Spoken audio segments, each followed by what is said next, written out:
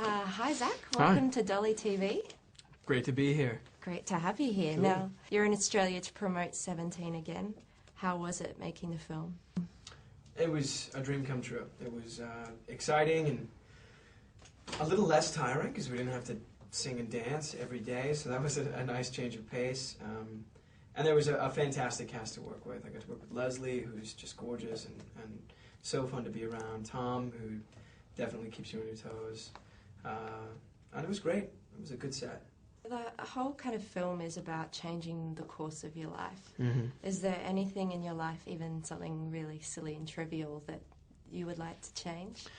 Yeah, I think if I could be 17 again, if I could go back to high school, I would probably not be as shy. There's probably a couple girls that I might go talk to. You were shy? Yeah, well, I think everyone is a little bit. No. Definitely approach it with more confidence if I could go back again. Well, you certainly do that when you go back the second time. You're really just the man and love to stand up and give some fairly embarrassing dad speeches as well. Yeah, it's rocky at times. It's and then awesome. He starts to figure it out. Did you relate to any of the dad speeches that you had to give? Did your dad ever lecture you like that? Yeah, totally. Completely. He was pretty strict. My parents were pretty strict. I followed the rules. I had to obey all laws and be a, upstanding citizen. And they still, enforce those rules on me.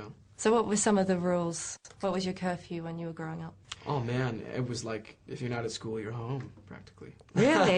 Yeah, practically. Wow. Yeah, I had pretty early curfews until very late in high school. I might be able to stay out with friends, but what else? Oh, homework had to be done before anything. Mm-hmm. Before I could play video games. TV. Yeah, TV, anything. I couldn't get home and goof off for a couple hours, then do homework. What about pocket money? Did you get pocket money? I had to make it. I had to mow the lawn. I had to sell things. What did you have to sell? I don't know. All kinds of stuff. We would have, like, garage sales. Yeah. At one point, I sold all my Pokemon cards. Nice. I made tons of money on it. And what would you buy with all of your Pokemon profits? I wouldn't buy anything. I would, like, save it. I just slowly built up cash in my room, assuming someday I would use it for a big purchase. But, I mean, even by high school, I think I'd only amassed, like, $400. What was the first big-ticket item that you bought with your first paycheck? The first big thing that I ever bought was an electric scooter.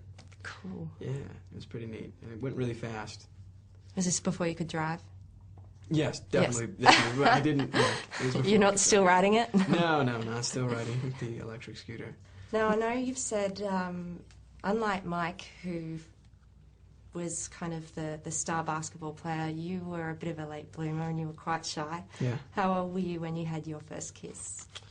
My first kiss was, I think it was in 4th or 5th grade. How was it? It was great. I think it was everything a first kiss should have been. Awkward and funny looking back. It took place in a tree fort. Nice. Yeah, so it was like romantic. There were candles and stuff. How different was it from your first on-screen kiss? That must be pretty awkward too. No, by then I think I had it down. It's really, you kind of just have to be there and be in the moment and chew some gum before, and then you're usually set. What's the worst thing that you ever did when you were at school?